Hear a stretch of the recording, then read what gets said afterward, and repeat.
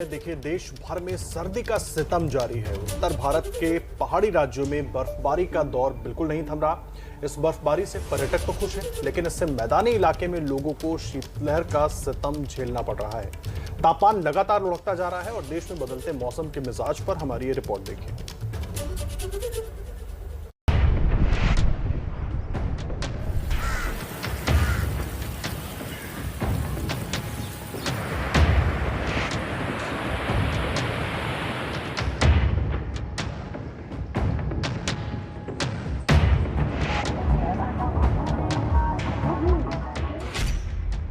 बारिश, बर्फ और शीतलहर। सर्द मौसम से ठिठुर रहा है देश। देश भर में ठंड ने कोई रियायत नहीं बख्शी है। मैदानी इलाकों में कोहरा दमदार है, तो वहीं पहाड़ों पर बर्फ का लग रहा अंबार है। तस्वीरें उत्तराखंड के चमोली की हैं। जनपद में बारिश और बर्फबारी से हाड़ कपाने वाली सर्दी पड़ रही है। पारा -3 डिग्री तक लुढ़क गया है। बद्रीनाथ धाम, हेमकुंड साहिब सहित ऊंचाई वाले इलाकों में लगातार दूसरे दिन भी भारी बर्फबारी से जीवन अस्त व्यस्त है। कई इलाकों में तो 1.5 फीट से अधिक बर्फ जमी हुई है। जोशीमठ के ऊंचाई वाले इलाकों में कल रात जमकर बारिश और बर्फबारी हुई। बद्रीनाथ और हेमकुंड में 1.5 फुट से अधिक बर्फ जमी हुई है। हालांकि बर्फबारी के बाद हल्की धूप ने लोगों को राहत भी दी। खिली धूप से नजारा बेहद खूबसूरत हो गया। धीरे धीरे बर्फ भी पिघलनी शुरू हो गई है। उत्तराखंड के नैनीताल में इस सीजन की पहली बर्फबारी देखने को मिली, जिसका पर्यटकों ने जमकर आनंद उठाया। हिमालय दर्शन क्षेत्र बर्फ की चादर ओढ़े नजर आ रहा है, जिसे पर्यटक अपने कैमरों में कैद करते नहीं थक रहे। बर्फबारी से हो रही मुश्किलों की बात करें तो तापमान 0 से नीचे चला गया है। बर्फ से सड़कों पर फिसलन है, जिससे गाड़ियों की आवाजाही में परेशानी हो रही है। बर्फ का पूरा लुत्फ उठा रहे हैं। कश्मीर की वादियों का लुत्फ नैनीताल में उठा रहे हैं। लेह लद्दाख का लुत्फ हम नैनीताल में उठा रहे हैं और पूरा बर्फ सुबह 5 बजे बर्फ पड़ी है और पूरे बर्फ में एकदम नैनीताल लबलबा हो गया। बहुत मजा आ रहा है वैसे तो, लेकिन सुबह 5:30-6 बजे से ही हम लोग यहाँ पे फंसे हुए हैं, लेकिन फंसने का भी एक अलग मजा है। एंजॉय कर रहे हैं बर्फबारी को। पश्चिम बंगाल के दार्जिलिंग में लगातार हो रही बारिश और बर्फबारी से ठंड चरम पर है। सिलीगुड़ी घाटी में कई हिस्सों में जमकर बारिश हुई है। तापमान 4 डिग्री सेल्सियस तक लुढ़क गया है। सफेद बर्फ की चादर में लिपटे टाइगर हिल का नजारा कुछ ऐसा है। पर्यटक मौसम का आनंद ले रहे हैं। पूरा स्नोफॉल हो रहा है यहाँ पे, ठीक है, तो इसी कारण से बहुत है यहाँ पे टूरिस्ट अभी बहुत है। जी। आप क्या करते हैं? हम गाड़ी चलाता हूँ। तो गाड़ी चलाने में कहीं पर बहुत जगह पर दिक्कत हो रहा है? जी हाँ, अभी थोड़ा बहुत दिक्कत होता है, मतलब कि स्नोफॉल का चलते ये स्लिप होता है। जी हाँ। मौसम विभाग के मुताबिक पहाड़ी राज्यों में बारिश और बर्फबारी का ये दौर अभी जारी रहेगा। दिल्ली, पंजाब, हरियाणा, यूपी जैसे मैदानी राज्यों में भी 14 जनवरी से पहले शीतलहर से राहत की कोई उम्मीद नहीं है। तो इस वक्त देश भर में ठंड पड़ रही है और कड़ाके की ठंड से जनजीवन भी अस्त व्यस्त है। बेजुबान जानवर भी ठंड का सितम झेल रहे हैं। इन जानवरों को ठंड से थोड़ी राहत पहुंचाने के लिए राजस्थान के एक जू में खास व्यवस्था की गई है। क्या है वो खास व्यवस्था, हमारी अगली रिपोर्ट में देखिए।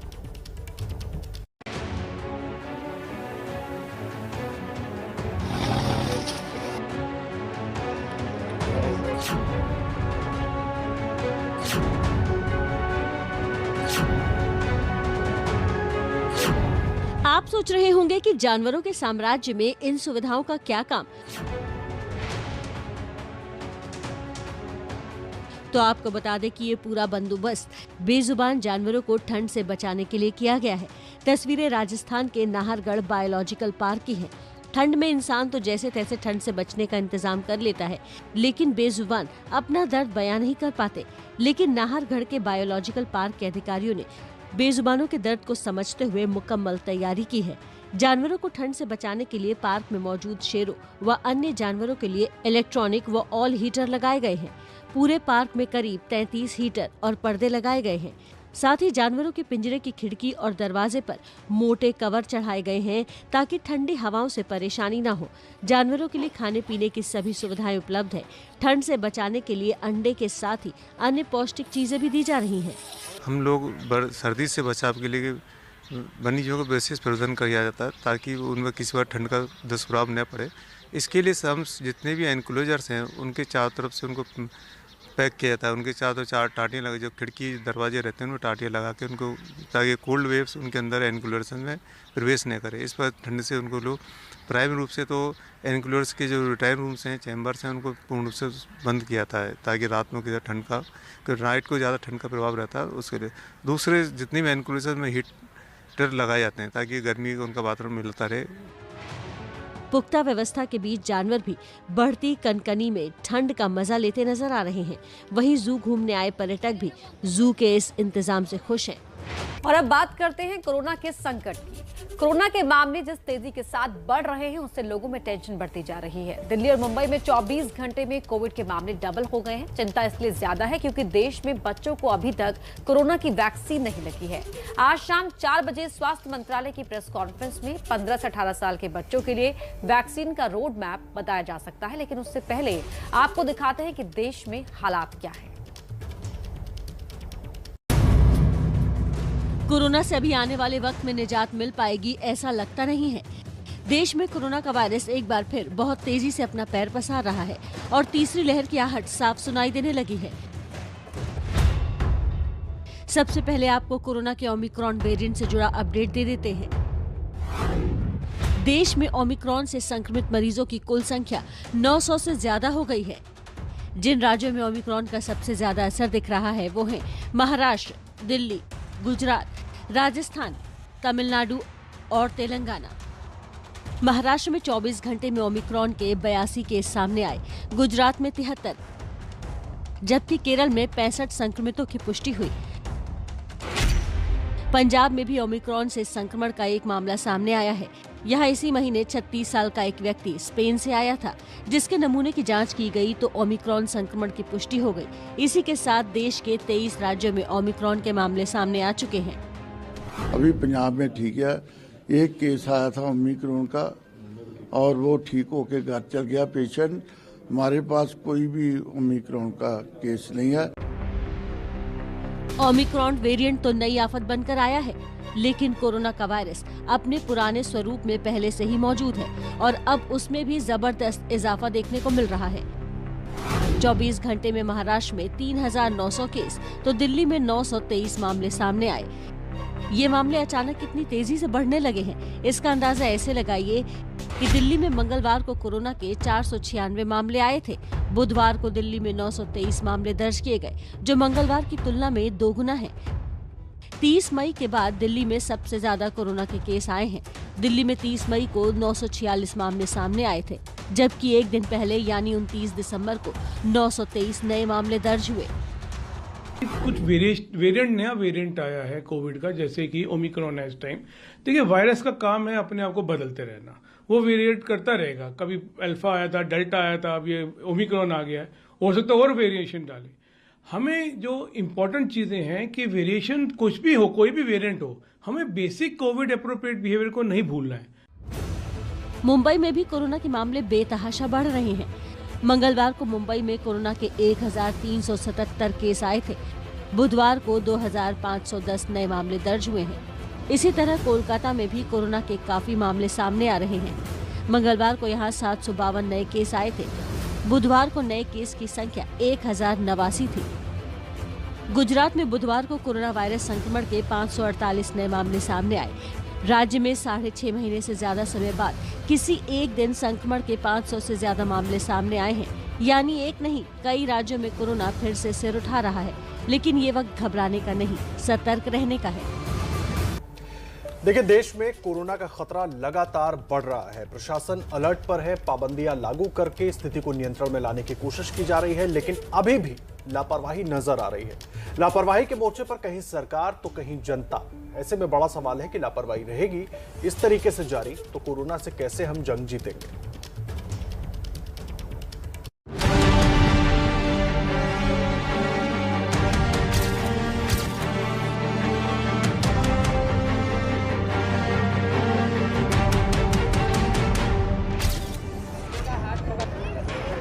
तस्वीरें मुंबई के बांद्रा इलाके में बने नवेले वंडरलैंड की हैं। हजारों की तादाद में भीड़ उमड़ी हुई है। देखने में तो तस्वीरें बेहद खूबसूरत हैं, लेकिन ये भीड़ कोरोना को दावत देने की वजह बन सकती है। ऐसा हम इसलिए कह रहे हैं क्योंकि ओमिक्रॉन के संक्रमण के मामले में महाराष्ट्र नंबर 1 है। सवाल ये है कि मुंबई इस वक्त कोरोना के खतरे को लेकर अलर्ट पर है। बीएमसी और सरकार ने नाइट कर्फ्यू के साथ साथ नए साल के जश्न पर रोक लगा दी है, तो फिर ये भीड़ क्यों जुटाई गई है? लैंड की जो सुविधा यहाँ पे की गई है वो राज्य के पर्यावरण मंत्री आदित्य ठाकरे और उनके करीबियों के द्वारा की गई है, जो आम लोगों के लिए की गई है। इसे आम लोगों के लिए 26 दिसंबर से लेके 2 जनवरी तक रखा गया है। लेकिन सरकार जिस तरीके से ओमिक्रॉन के मामले को लेके लगातार बैठक कर रही है और जो आम इंसान है उनको सारे पाबंदियों का पालन करने के लिए कह रही है, ऐसे में तो सरकार के कथनी और करनी में फर्क होते हुए दिखाई दे रहा है। जहां इन तस्वीरों में न सिर्फ सरकार के रवैये पर सवाल उठ रहे हैं, बल्कि लोगों की लापरवाही भी साफ नजर आ रही है। मास्क लगा करके अंदर जाइए, बिना मास्क का एंट्री नहीं है, मास्क लगाइए। इस ऐलान के बावजूद भी लोग लापरवाह नजर आए, बिना मास्क के घूमते दिखे। मुंबई में रात 9 बजे से सुबह 6 बजे तक धारा 144 लगाई गई है। 5 से ज्यादा लोग एक साथ एक जगह इकट्ठा नहीं हो सकते हैं। ऐसे में सवाल ये है कि ये भीड़ क्यों जुटी है और इसकी जिम्मेदारी कौन लेगा? अब बात करते हैं देश की राजधानी दिल्ली की। दिल्ली में लगातार ओमिक्रॉन के मरीजों की संख्या बढ़ रही है। नाइट कर्फ्यू के साथ साथ मिनी लॉकडाउन लग चुका है। सरकार हर मुमकिन कोशिश कर रही है कि कोरोना संक्रमण के रफ्तार पर लगाम लगाई जा सके, लेकिन लोगों की लापरवाही कम नहीं हो रही है। दिल्ली में पिछले 24 घंटे में कोरोना गाइडलाइंस के उल्लंघन के 4,392 मामले दर्ज हुए हैं। इनमें से 4,228 मामले मास्क नहीं पहनने के हैं, जबकि 83 मामले सामाजिक दूरी के उल्लंघन और 60 सार्वजनिक स्थानों पर थूकने से जुड़े हैं। दिल्ली में 28 दिसंबर को नियम तोड़ने वालों से 86,33,700 रुपए का जुर्माना वसूल किया गया।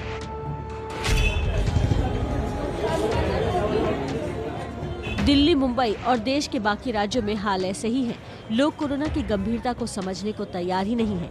तस्वीरें देहरादून के मशहूर पलटन बाजार की हैं, जहां महामारी के बीच खरीदारी करने के लिए भीड़ उमड़ी हुई है।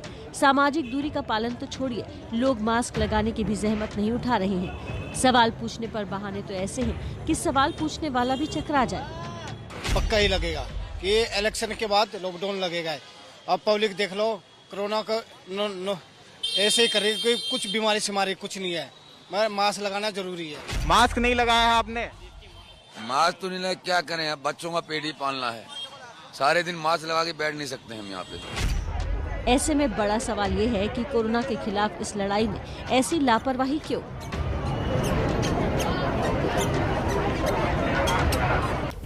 देखिए, देश और दुनिया में ओमिक्रॉन के मामले जिस तरह से और जिस तेजी से बढ़ रहे हैं, उसी की वजह से प्रधानमंत्री नरेंद्र मोदी ने अपना यूएई का दौरा रद्द कर दिया।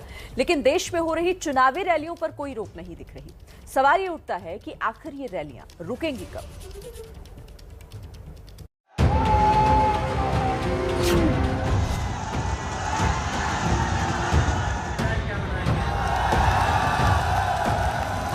तस्वीरें जहां की हों, हालात हर जगह एक से हैं।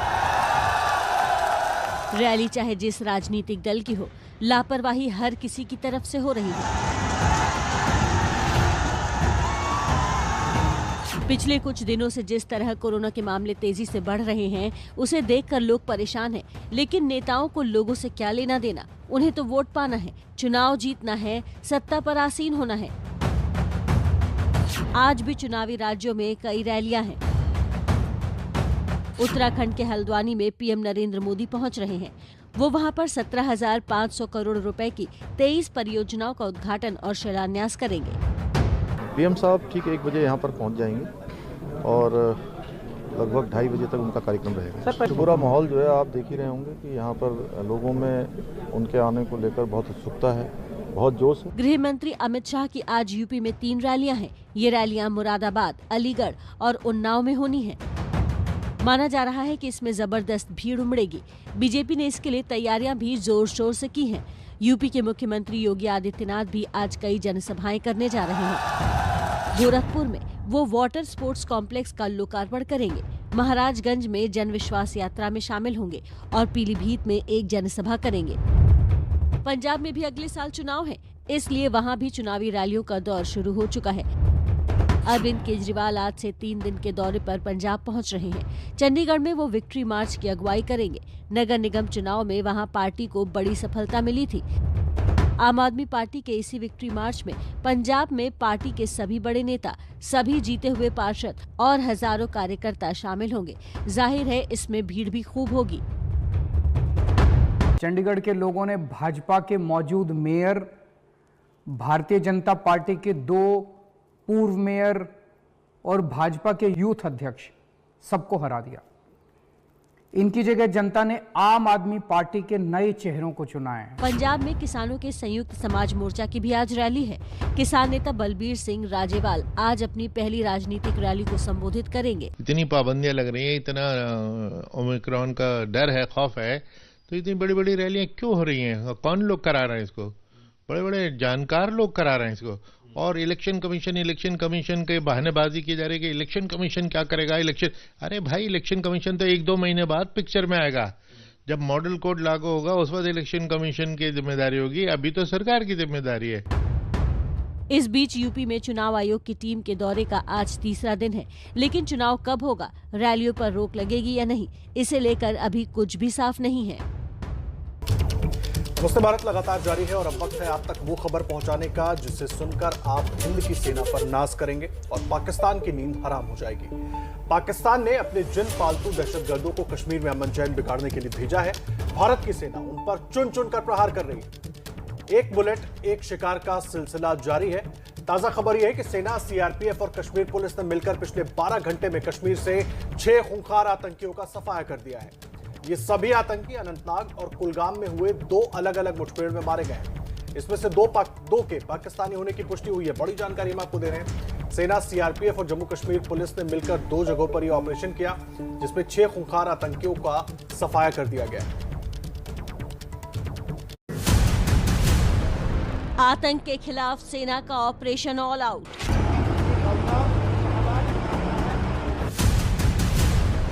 जम्मू कश्मीर के कुलगाम में जैश-ए मोहम्मद के 3 आतंकी ढेर।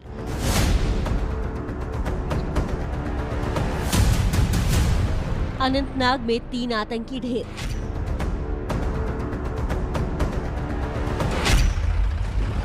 जम्मू कश्मीर के अनंतनाग के शाहबाद नौगाम में सुरक्षा बलों और आतंकियों के बीच जारी मुठभेड़ में 1 पुलिसकर्मी और सेना के 2 जवान घायल हो गए। जवाबी कार्रवाई में सेना ने 3 आतंकियों को ढेर कर दिया। सुरक्षा बलों को अनंतनाग में 2 से 3 आतंकियों के छिपे होने की खबर मिली। गुप्त सूचना पाकर सेना ने इलाके में सर्च ऑपरेशन शुरू किया। इसी दौरान आतंकियों ने सुरक्षा बलों पर फायरिंग शुरू कर दी, जिसके बाद से दोनों तरफ से जबरदस्त गोलीबारी जारी है। मुठभेड़ में सेना ने 3 आतंकियों को ढेर कर दिया। इस मुठभेड़ में 1 पुलिस और सेना के 2 जवान भी घायल हुए। वहीं दूसरी तरफ घाटी के कुलगाम के मिरहामा में भी सेना और आतंकियों के बीच मुठभेड़ हुई, जिसमें सेना ने 3 आतंकियों को मार गिराया। कश्मीर जोन पुलिस ने ट्वीट करके इस मुठभेड़ की जानकारी दी है। जम्मू कश्मीर में बुधवार को सुरक्षा बलों और आतंकवादियों के बीच 2 अलग अलग मुठभेड़ में 1 पाकिस्तानी नागरिक समेत जैश-ए मोहम्मद के 3 आतंकवादी मारे गए, जबकि 1 पुलिसकर्मी घायल हो गया। दक्षिण कश्मीर के अनंतनाग में भी सेना ने 3 आतंकियों को मार गिराया है। फिलहाल दोनों ही जगहों पर सेना का सर्च ऑपरेशन जारी है। तो ऑपरेशन ऑल आउट के तहत लगातार इस ऑपरेशन के जरिए आतंकियों का सफाया किया जा रहा है। फिलहाल इस ऑपरेशन से जुड़ी और ज्यादा डिटेल्स के लिए रुक करेंगे। हमारे संवाददाता आसिफ कुरैशी हमारे साथ जुड़ गए। आसिफ, सबसे पहले तो ये बताइए अभी क्या अपडेट है ताजा? देखिए, अनंतनाग में जो मुठभेड़ चल रही है डूरू अनंतनाग में, यहाँ पे जैश-ए मोहम्मद से जुड़े 1 मिलिटेंट को तो सुरक्षा बलों ने मार गिराया, लेकिन अभी भी 1 और मिलिटेंट के इस घर में होने की बात है, तो इसीलिए यहाँ पे ऑपरेशन जारी है। जबकि मिरहामा कुलगाम में जो मुठभेड़ हुई थी उसमें भी 3 मिलिटेंट को मार गिराया गया था, जिसमें सुरक्षा बलों का कहना है कि 1 विदेशी और 2 स्थानीय मिलिटेंट थे और इनका ताल्लुक भी जैश-ए मोहम्मद से बताया गया। और इनके कब्जे से जो हथियार मिले थे उनमें M4 कार्बाइन के अलावा 2 AK-47 राइफल भी मिली थी। दोनों मुठभेड़ के बारे में सुरक्षा बलों का ये कहना है कि खुफिया जानकारी के आधार पर ही दोनों जगह पे कॉर्डन इन सर्च ऑपरेशन लगाया गया था। कुलगाम वाली मुठभेड़ तो काफी कम समय तक चली, ब्रीफ शूट आउट हुआ जिसमें तीनों को मार गिराया गया, लेकिन डूरू अनंतनाग में जो है वो मुठभेड़ अभी भी जारी है और यहाँ पे एक मिलिटेंट जो कि मकान में पोजीशन लिए हुए हैं उसके खिलाफ ऑपरेशन जारी है। जी, किस तरीके से ऑपरेशन को आगे बढ़ाया जा रहा है आसिफ? और 2 के तो पाकिस्तानी होने का कंफर्मेशन हो गया है, बाकी के बारे में क्या इनपुट? देखिए, क्योंकि अनंतनाग वाली मुठभेड़ अभी चल रही है, इसीलिए इसके बारे में ज्यादा जानकारी सुरक्षा बलों की तरफ से साझा नहीं की जा रही है और जो मिलिटेंट मारा गया है उसकी भी पहचान नहीं बोली गई है। लेकिन कुलगाम में मारे गए तीनों मिलिटेंट्स की पहचान हो गई है और 2 के स्थानीय और 1 के विदेशी होने की पुष्टि भी सुरक्षा बलों की तरफ से कर दी गई है। लेकिन जब अनंतनाग वाली मुठभेड़ समाप्त होगी तो उसके बाद ही उनकी पहचान के लिए कार्रवाई की जाएगी। हालांकि अभी सुरक्षा बलों का ऑपरेशन इस तरफ लगा है कि किस तरीके से जल्दी से जल्द या तो घर को विस्फोटकों से उड़ा दिया जाएगा या फिर छुपे हुए मिलिटेंट को निशाना बनाकर उसको मार गिराया जाएगा। बहुत धन्यवाद आसिफ आपका इस पूरी जानकारी के लिए। नजर बनाकर रखिए, लगातार आगे भी अपडेट लेते रहेंगे। जम्मू कश्मीर से तमाम अपडेट आसिफ कुरैशी आपको दे रहे थे। ओमिक्रॉन संकट से देश के सबसे बड़े बैंक ने एक चेतावनी दी है। क्यों है वो चेतावनी, देखिए हमारी अगली रिपोर्ट में। ऐसे वक्त में जब देश कोरोना की विनाशकारी लहर से उबर रहा है, अर्थव्यवस्था पटरी पर लौट रही है। रिकॉर्ड गिरावट के बाद विकास दर 8.4% की नई ऊंचाइयों को छू रही है। तब देश के सबसे बड़े बैंक आरबीआई की एक रिपोर्ट ने फिर से चिंता की लकीरें खींच दी हैं। बुधवार को जारी एक रिपोर्ट में आरबीआई ने कहा, कोरोना का नया वेरिएंट ओमिक्रॉन देश के विकास के लिए खतरा साबित हो सकता है। ओमिक्रॉन से अर्थव्यवस्था के लिए नई चुनौतियां पैदा हुई हैं। महंगाई और बढ़ने का खतरा है। फंसे कर्ज यानी एनपीए की समस्या और गहरी हो सकती है। आरबीआई ने चेतावनी दी है कि सितंबर 2022 तक बैंकों में फंसा हुआ कर्ज बढ़कर 9.5% हो सकता है, जो सितंबर 2021 में 6.9% रहा है। आरबीआई ने इस संकट से निपटने के लिए बैंकों को पूंजी और नकदी के बेहतर प्रबंधन की नसीहत दी। आरबीआई की दूसरी फाइनेंशियल स्टेबिलिटी रिपोर्ट में महंगाई पर भी चिंता जताई गई है। कहा गया है कि खाने पीने की चीजें और ईंधन यानी पेट्रोल, डीजल, रसोई गैस और महंगी होंगी। इसको काबू में करने के लिए सप्लाई चेन को और मजबूत बनाने की जरूरत है। आपको बता दें कि अप्रैल से लगातार 8वें महीने थोक महंगाई दर 10% के ऊपर बनी हुई है। पिछले महीने तो ये 12 साल का रिकॉर्ड तोड़कर 14.23% पर पहुंच गई। देखिए, दुनिया में ओमिक्रॉन के सुनामी के बीच एक बेहद सुकून देने वाली खबर आई है, वो भी सेहत पर नजर रखने वाली दुनिया की सबसे बड़ी संस्था की तरफ से।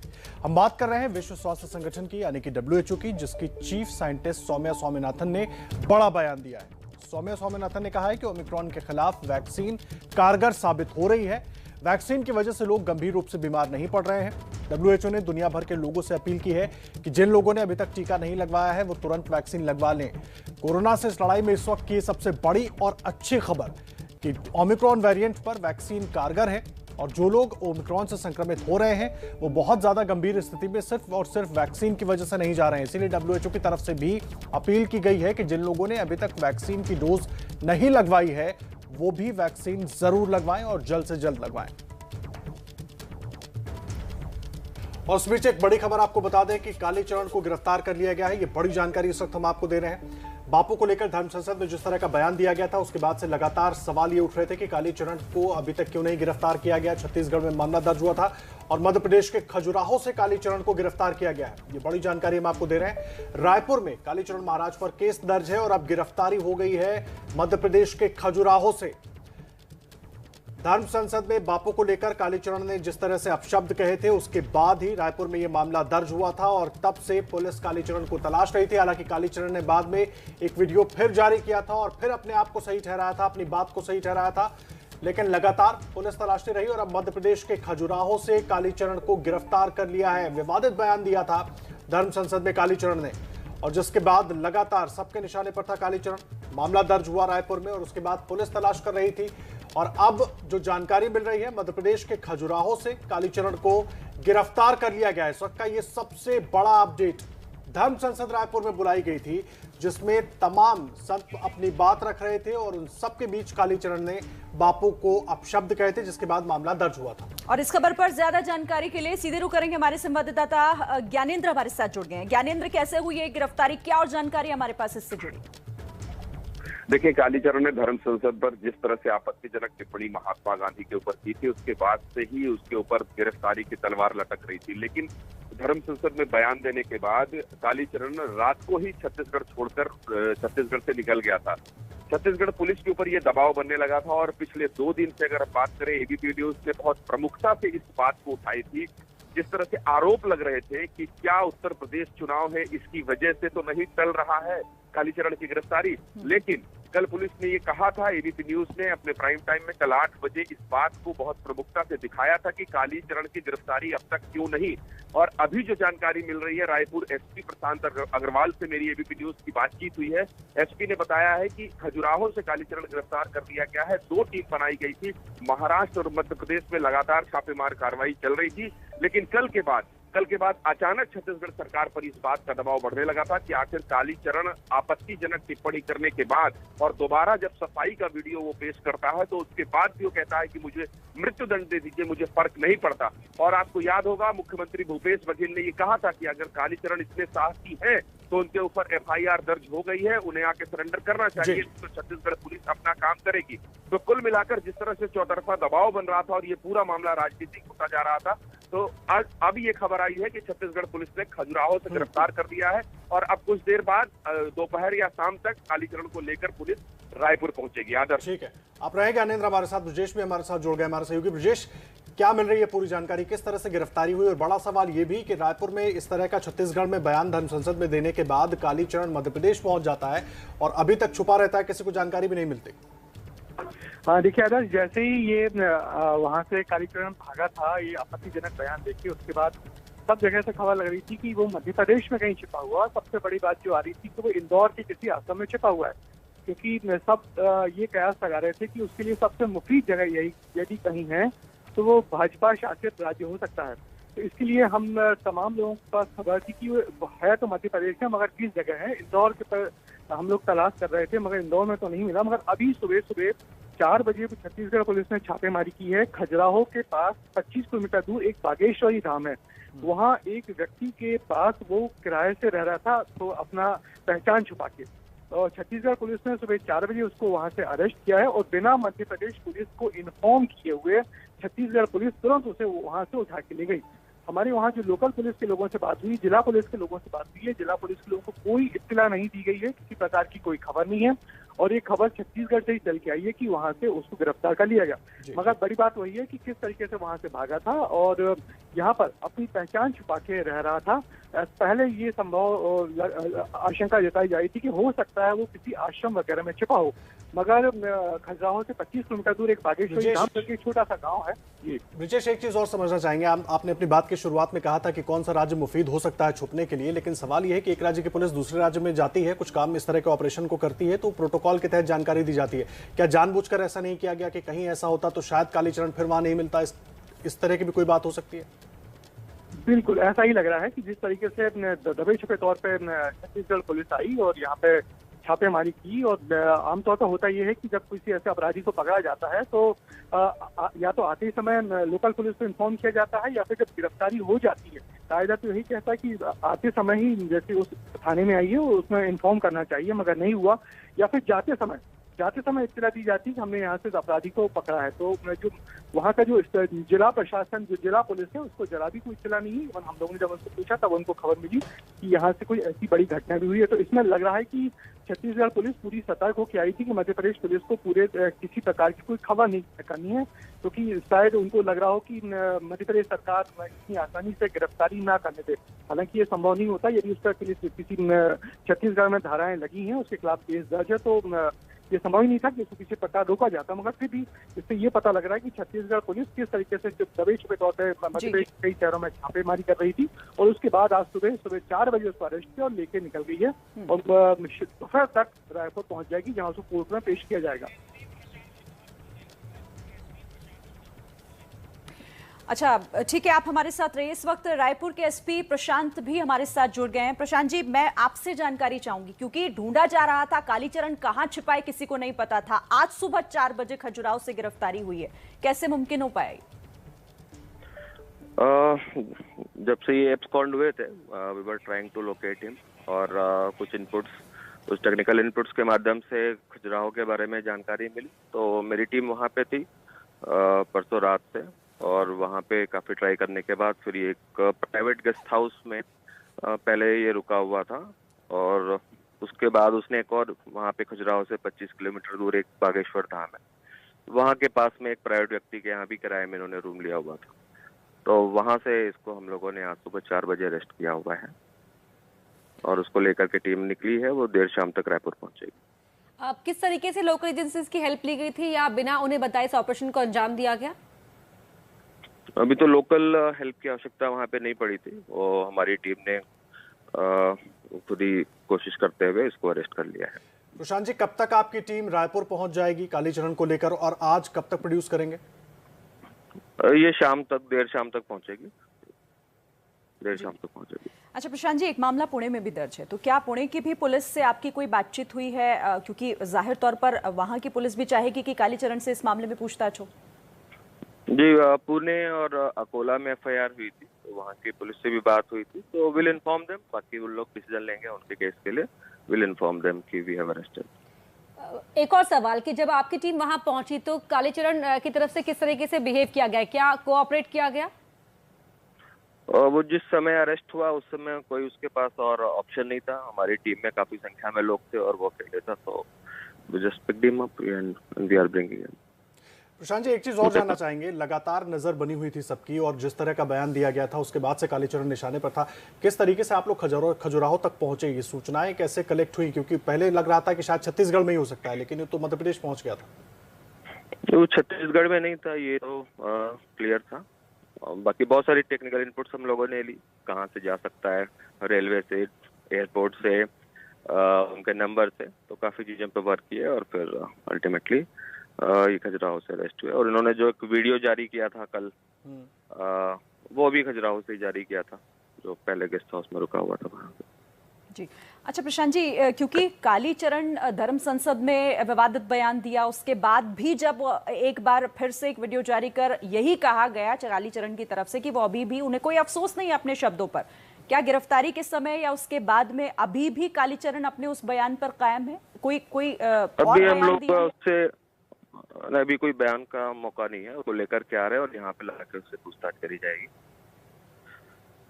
जहां से इसकी गिरफ्तारी हुई वहां से कौन उसकी हेल्प कर रहा था, कैसे छत्तीसगढ़ से खजुराहो पहुंचा, क्या इस बारे में कुछ कड़ियां जुड़ पाई हैं? वो 3-4 लोग थे जो उसके साथ आए थे शुरू में ही, वही लोग थे उसके साथ।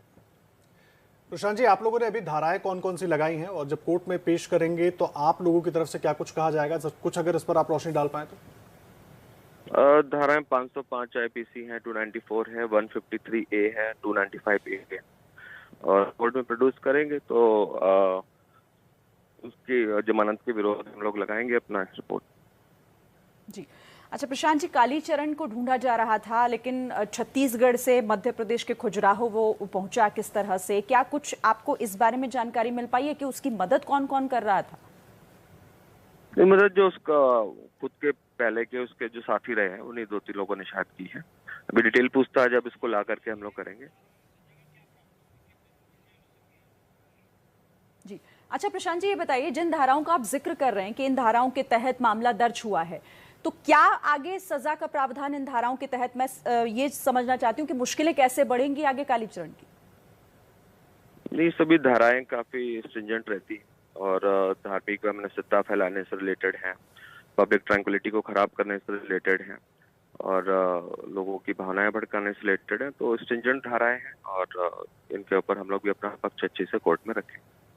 जी प्रशांत जी, एक और सवाल, जिस तरीके से सफाई भी पेश की, सफाई ना ही कहा जाए बल्कि वो अपने वक्तव्य पे कायम नजर आया कालीचरण, तो क्या जिस वक्त गिरफ्तार किया गया उस वक्त भी उनका वही रवैया था? गिरफ्तार कर कम्युनिटी काफी स्ट्रांग थी, काफी सारे लोग थे और वो 1-2 लोग ही थे, तो there was no time to resist, उनको हमने पकड़ा और लेकर के आए। प्रशांत जी, एक चीज और समझना चाहेंगे आपसे, क्योंकि धर्म संसद में इस तरह का बयान दिया गया था, धर्म संसद का मामला है, कथित तौर पर संत कहा जा रहा है कालीचरण को, लेकिन अब सवाल यह है कि इस मामले में कई तरह के दबाव पुलिस पर भी होंगे। नहीं, पुलिस पर कोई दबाव नहीं है, पुलिस अपना काम कर रही है। अच्छा, खजुराहो से गिरफ्तारी सुबह 4 बजे ही हुई थी। रायपुर क्या लाया जा चुका है कालीचरण को या अभी लाया जा रहा है? नहीं, रास्ते में है, देर शाम तक रायपुर। ठीक है जी, ओके, बहुत धन्यवाद आपका प्रशांत जी। हमारे साथ जुड़े हुए थे प्रशांत अग्रवाल, रायपुर के एसपी, जो पूरी जानकारी दे रहे थे कि खजुराहो से लेकर टीम रवाना हो चुकी है कालीचरण को, और कालीचरण को लेकर देर शाम तक ये टीम रायपुर पहुंच जाएगी, जिसके बाद पुलिस की तरफ से कोशिश ये होगी कि उसको कोर्ट के सामने प्रोड्यूस किया जाए। लेकिन इस वक्त बड़ी जानकारी, छत्तीसगढ़ में धर्म संसद में बापू को लेकर आपत्तिजनक बयान देने वाला कालीचरण मध्य प्रदेश के खजुराहो में गिरफ्तार हुआ है।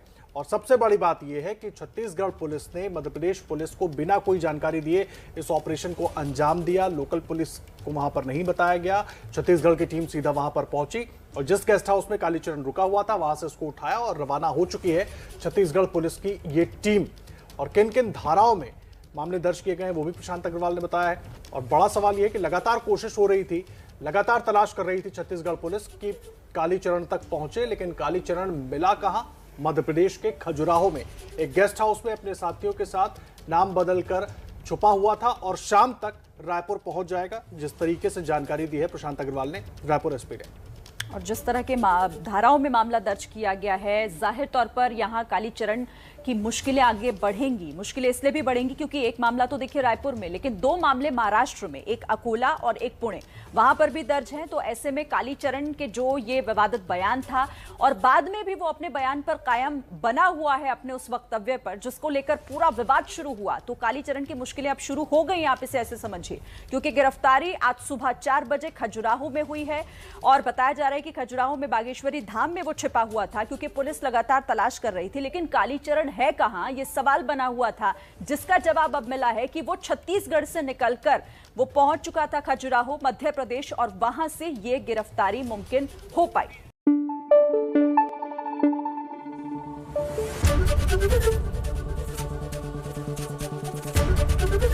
एबीपी न्यूज आपको रखे आगे।